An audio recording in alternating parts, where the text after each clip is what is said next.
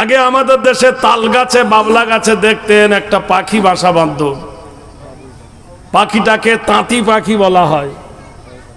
ওর নামে কত কবিতা আছে। বাবুই পাখিরে ডাকি বলিছে চড়ই, কুড়ে ঘরে বাস করে শিল্পেরও বড়াই।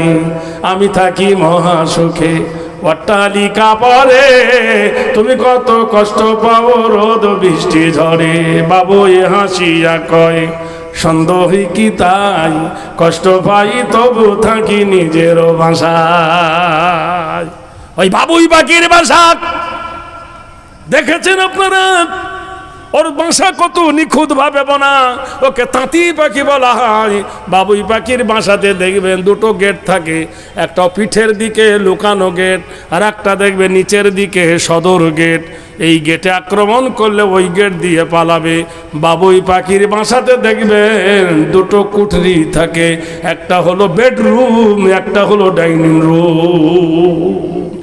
এক কোঠরিতে বেটা আর বিটি থাকে, আর একটা কুঠরিতে বুড়ি আর বুড়ো থাকে।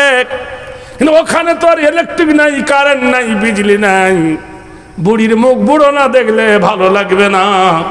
তাই বাবুই পাখি করে কি, জমিনের কাদা নিয়ে বাসার মধ্যে লাগিয়ে দেয়, আর জোনাকিগুলো ধরে ধরে জোনাকির মাথাগুলো কাদার ভিতরে পুঁছে দেয়। জোনাকি পোকার পাছার আলোতে বাসা আলো হয়ে যায়, বুড়োর সঙ্গে বুড়ির ভাব।